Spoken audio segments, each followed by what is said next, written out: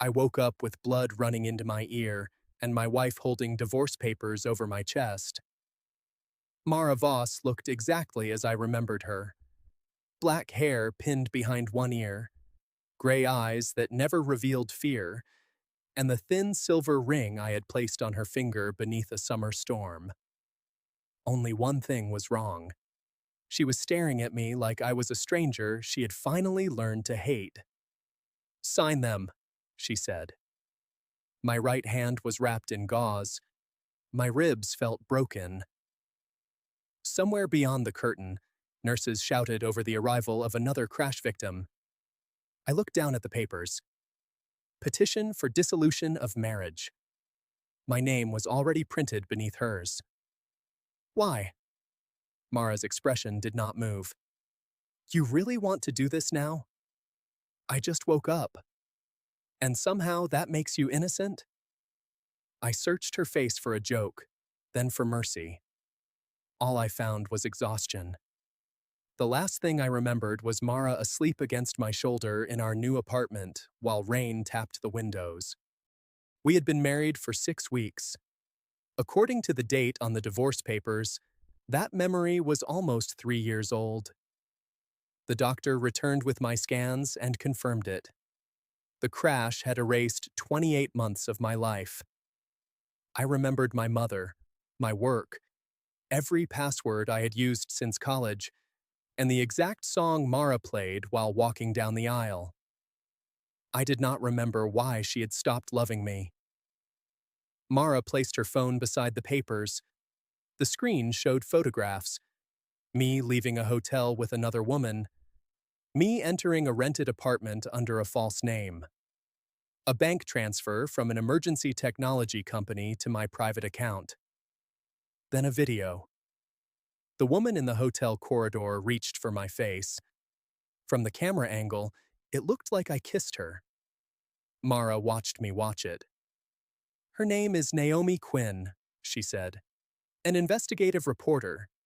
You told me she was only a source. I don't remember her. How convenient.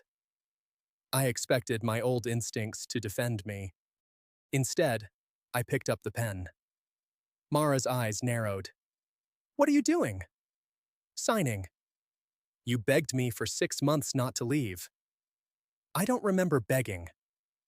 The words hurt her. I saw it. So I added the truth. But forgetting what I did doesn't erase what you lived through. I won't use a damaged brain as a chain around your ankle. For the first time, the coldness in her face cracked. Just slightly. My signature came out crooked because my hand would not stop shaking. A drop of blood fell from my wrist and landed between our names. Mara stared at it. Then she took the papers, turned, and walked out without saying goodbye. Only after the door closed did I notice that the blood on her white cuff was not mine. A nurse later told me Mara had been the first person to reach my car. She had smashed the side window with her bare hand and pulled me away from the engine before it caught fire. When I asked why she had not mentioned it, the nurse looked confused. She stayed beside you until surgery. She only left once to retrieve a document case from her car. The divorce papers. She had been following me to the courthouse, or trying to stop me from reaching it. 3 days later, I left the hospital with a concussion, 12 stitches, and no wife. Mara had already moved my belongings into a furnished apartment across the city.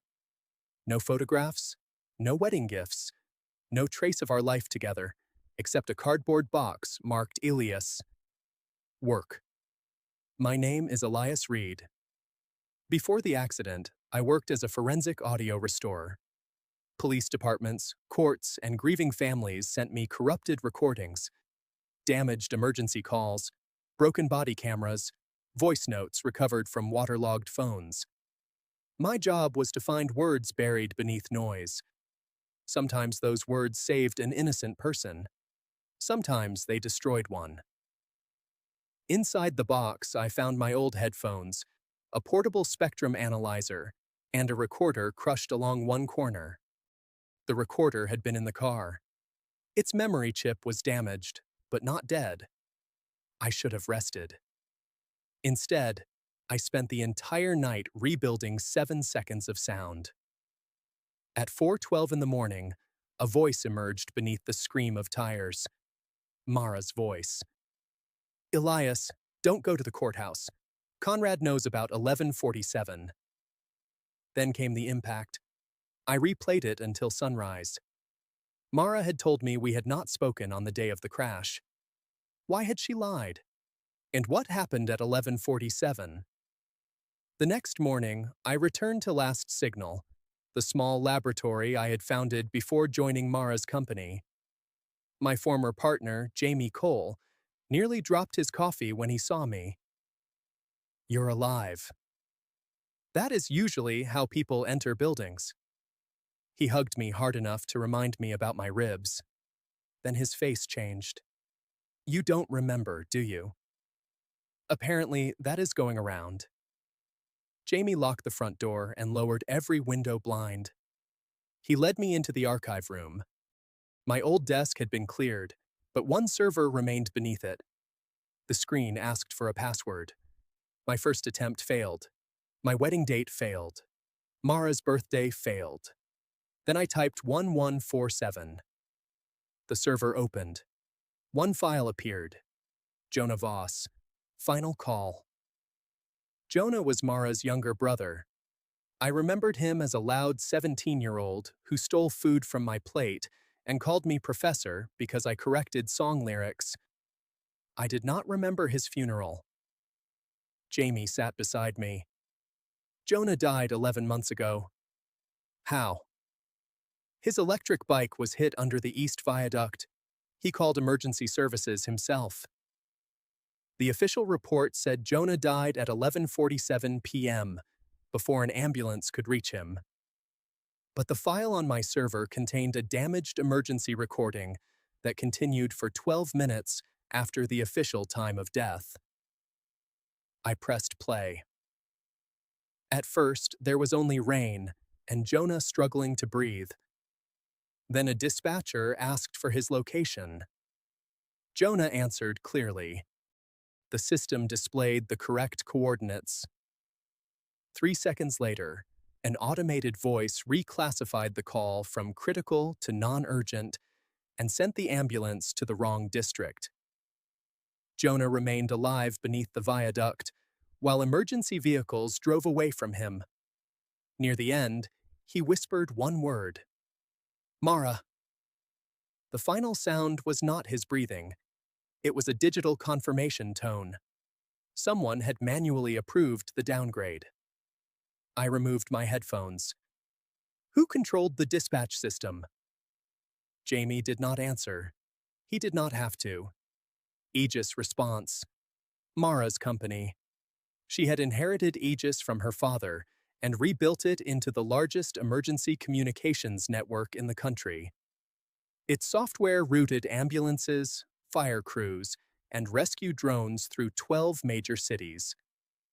If the public learned it had allowed the CEO's own brother to die, the company would collapse. I understood the transfer in Mara's photographs now. Aegis had paid me because I had been conducting an internal investigation. Jamie opened another folder. You found evidence that Jonah wasn't the only victim. 37 emergency calls were quietly downgraded over 2 years. Why? All the callers were connected to properties a redevelopment group wanted cleared. A cold pressure formed behind my eyes. Who ran the redevelopment group? Conrad Hale. Conrad was Mara's chief operating officer. I remembered him at our wedding, smiling beside Mara's father. I remembered Mara calling him the brother she had chosen. I did not remember spending the last year trying to prove he had killed hers. The laboratory door opened behind us. Mara stood there. 2 security officers waited outside. Her gaze fell on Jonah's file.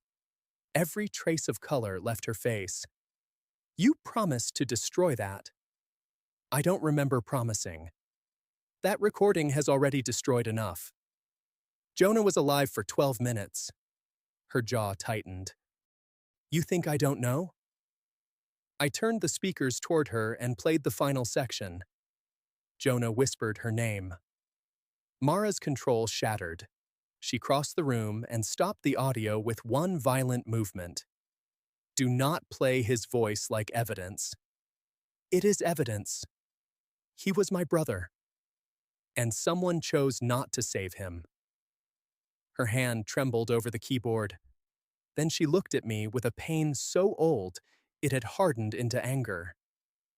You accused my company before the investigation was complete. The leaked report caused hospitals to cancel contracts. Emergency centers lost funding. My mother collapsed when reporters surrounded our home. I leaked it. The file came from your account. Did you ask me? I found you in a hotel with the reporter who published it. Naomi Quinn, the woman from the video. I wanted to tell Mara the footage could be misleading, but I had no memory strong enough to support the words. So I played the recording from my crash. Her own voice filled the room. Elias, don't go to the courthouse. Conrad knows about 1147. Mara listened without blinking. Then she said, That isn't me. I almost laughed. I know your voice. You know a recording. She moved closer to the speakers. I never said those words. That was when the entire case changed. Most people hear a voice as one thing.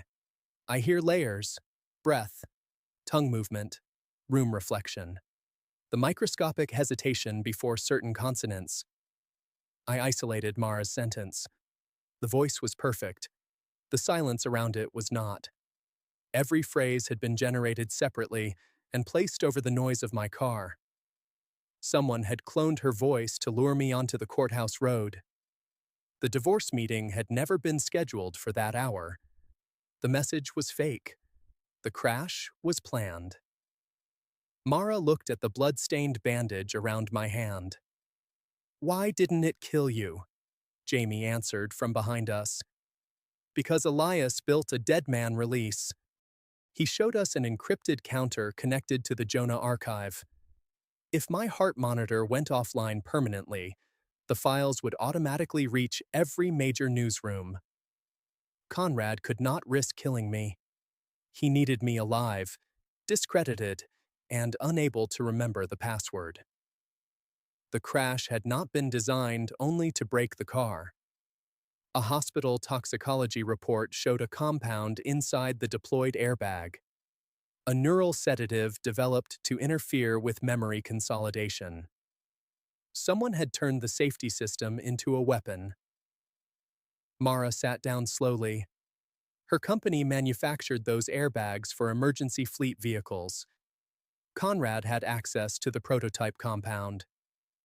For the first time since I woke, Mara looked uncertain about the story she had believed. Then Jamie's computer chimed. The Jonah file was deleting itself. Conrad had found the server. We disconnected the network, but the damage was already moving through the archive. 30% gone. 40. 50. I searched the folders for a backup. Nothing. Then an audio file appeared inside a directory named First Dance. Our wedding song. Mara stared at it. You hid evidence inside music? Apparently, I was dramatic. The file required 2 biometric confirmations. Mine and Mara's. My past self had known I might be compromised. He had also known I would eventually need the woman I was pushing away. Mara placed her thumb against the scanner. The backup opened. Along with the emergency records came a video I had recorded 6 days before the crash. I appeared on screen exhausted, unshaven, and very much in love with the woman standing beside me now. If you're watching this, my recorded self said, then either I failed or I finally became as paranoid as Mara says. Mara's eyes filled. The video continued. Conrad knows I found the manual override logs. He also knows Mara will choose Aegis over an accusation without proof. So I gave him what he expects: a husband with a secret apartment, a reporter in his arms, and divorce papers ready to sign. Mara stopped breathing. Naomi had not been my lover. She was helping me publish the evidence through an independent network.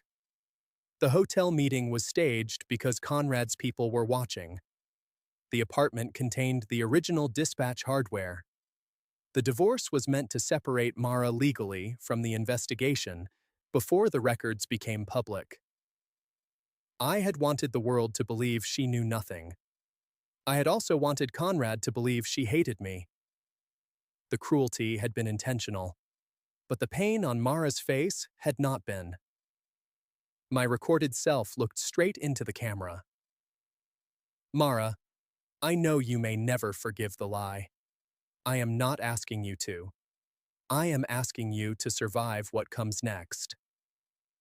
The screen went black. Neither of us spoke for a long time. Then Mara slapped me.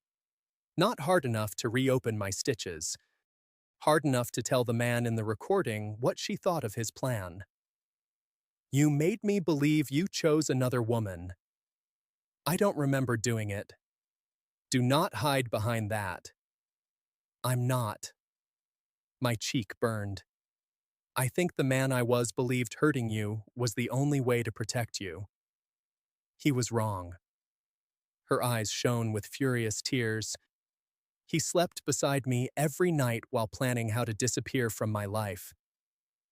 And you brought divorce papers to a man bleeding in a hospital. The truth struck both of us at once. We had each chosen pride at the worst possible moment. Mara looked away first. I was following you because I heard the wedding song. The hidden message inside it had reached her minutes before the crash. She realized the affair was staged. She drove after me with the unsigned divorce papers still in her car. When my vehicle hit the barrier, she broke the window and dragged me out. The blood on her cuff came from her own hand. At the hospital, she had intended to tear the papers apart. Then I woke and looked at her with the love of a man who had not yet learned to lie. It terrified her. So she placed the papers in front of me anyway. Conrad's final move was scheduled for the next evening. Aegis' response was announcing a merger with his redevelopment network, giving him control of the city's emergency data and every future dispatch contract. Once the merger passed, he could erase the remaining logs legally during a system migration. We had less than 24 hours.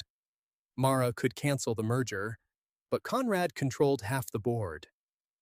I had the evidence, but the public believed I was a bitter ex-husband who had cheated, stolen company files, and caused a market collapse. So we used the one thing Conrad thought had already destroyed us: the divorce. The merger announcement was broadcast live from Aegis headquarters. Conrad stood before investors and called the new system a safer future. Mara entered alone. She signed the preliminary merger resolution. Conrad smiled. Then the reporters began receiving copies of our divorce filing. He relaxed completely. He believed I was gone. That was when I walked onto the stage. The room erupted. Conrad recovered quickly. This man has no authority here. I'm not here as Mara's husband. I placed a damaged emergency console on the table. I'm here as the analyst who restored 37 voices your system tried to bury. Conrad called the files stolen, so I played the synthetic message used before my crash. Then I separated the cloned voice into its generated fragments on the main screen. Each fragment contained the same invisible watermark, a watermark licensed to Conrad's private media division. His smile disappeared. Mara canceled the system migration. Conrad triggered the remote deletion anyway. Across the city, emergency archives began going dark. He had planned for exposure. What he had not planned for was Jonah's final call playing through every Aegis terminal at once. My Dead Man program had mirrored the files into the dispatch network itself. Operators heard the rain. They heard Jonah give his correct location. They watched the system move the ambulance away. Then 36 other voices followed. Conrad tried to leave. Mara blocked the stage exit. "You used my brother's death to convince me the system needed more control." Conrad's face finally changed. "You would have lost the company if the truth came out. I would rather lose every building with my name on it than keep one built over those voices." Police entered before the broadcast ended. Conrad was arrested for sabotage, data manipulation, attempted murder, and 37 counts connected to delayed emergency response. Aegis lost half its contracts within a week. Mara did not fight to save the old company. She opened every internal record to investigators and converted the remaining network into a public trust controlled by hospitals, dispatchers, and victims' families. The divorce papers were never finalized. My hospital signature had been ruled invalid because I was medicated and cognitively impaired. 1 month later, Mara brought a fresh set to Last Signal. She placed them on my desk. No blood this time. No lawyers. No anger hiding behind a cold voice. "I won't stay married to a memory," she said. I looked at the blank signature line. "What do you want?" "The truth. I don't remember most of our marriage." "I know. I may never become exactly the man you lost." "I know that too." She removed her ring and placed it beside the papers. Then she slid a second document toward me. It was not a marriage license. It was a 1-year lease for 2 separate apartments in the same building. I looked up. Mara's mouth almost became a smile. "We start again. No secret investigations. No heroic lies. No pretending pain is protection. And after 1 year, if we still hate each other, we sign. And if we don't?" She picked up the ring. "Then you can ask me properly." I tore the divorce papers in half. Not because the old marriage had survived. It had not. Too much had happened inside the months I could no longer remember. I tore them because for the first time, neither of us was using them as a weapon. The year between those 2 documents became the strangest courtship of our lives. We lived 1 floor apart. Mara still woke before sunrise and left coffee outside my door without knocking. I still restored recordings late into the night and forgot to eat until she sent me a message containing only 1 word. Dinner. We went on first dates to places we had apparently visited before. Sometimes the waiter recognized us. Sometimes a song made Mara go quiet. Sometimes I would reach for her hand before remembering I no longer knew why the gesture felt natural. She never forced the missing memories back into the room. When I asked, she answered. When I did not, she let the silence remain. One evening, she brought me a damaged voicemail from our first year of marriage. The file contained 6 seconds of laughter and almost nothing else. I restored it over 3 nights. When the noise finally cleared, my own voice said, "Promise me we never become strangers." Mara listened beside me. Neither of us spoke for a long time. Then she said, "We did." I looked at her. And we came back. That was the moment I understood why starting again mattered more than recovering everything. A memory can explain why 2 people once loved each other. It cannot choose whether they still should. That choice had to be made in the present. And every day, quietly, without contracts or blood, we kept making it. The night of the crash, I woke believing the worst thing I had lost was 28 months of memory. I was wrong. I had lost the version of love that believed sacrifice had to be secret and pain had to be endured alone. Mara had lost it too. What we built afterward was slower, less dramatic, more honest. And when I finally asked her to marry me again 1 year later, she made me play the restored wedding song before she